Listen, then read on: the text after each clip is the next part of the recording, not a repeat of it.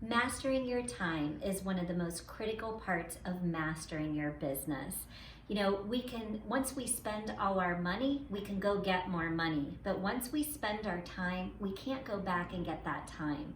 So how we utilize our time in our business is absolutely critical to whether we succeed or whether we fail. So I want to talk about kind of the target of where your time should be as a business owner and business leader. So there's kind of some major components. You think of this as a bullseye. We're actually aiming for this being in the zone here, but let me tell you where most business owners are.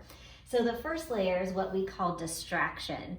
So this is when we are focusing on tasks that are not urgent and not important. Think of things like email or the random phone call that comes in, or somebody, the postman that stops in to chat for a while, right? These are all distractions in our day-to-day business. And the other thing that happens in the next step is delusion. So this is where we think it's urgent, but it's really not important. Oftentimes this comes in the form of open door policies with businesses. It's been one of the biggest time efficiency killers that was ever created. It sounded like a good concept, but really when we have an open door policy, what we're really saying is, let's be distracted all day long and not be able to be focused.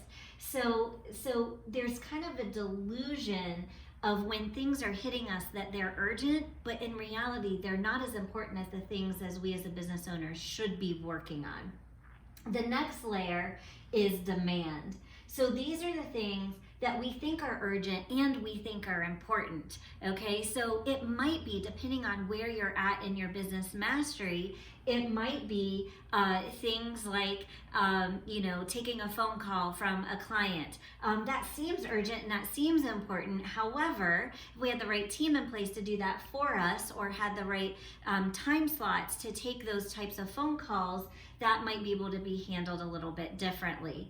In general, most business owners are staying down here in distraction and delusion. And these are the times when you get to the end of the day and you wonder, I was so busy, but I feel like I didn't really accomplish anything. When you're saying that, then you are not in the zone. The zone is where we are focusing on things that are not urgent, but they are important, like working on your business, the planning, the goal setting, the mentoring, the building your team, implementing the 6 steps to a better business that needs to be in place. We want the majority of our time to eventually be in the zone. And if the majority of the time can't be there, we want our clients to at least be 4 to 5 hours a week in the zone.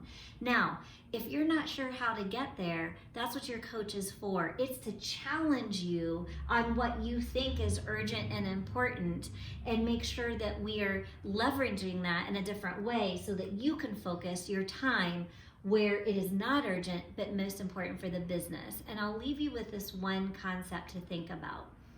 If you are not working on your business, then who is? So you have got to take the time, at least 4 to 5 hours a week, to work on the business, the things that are important to move that business ahead and not be down here in the delusion and distraction.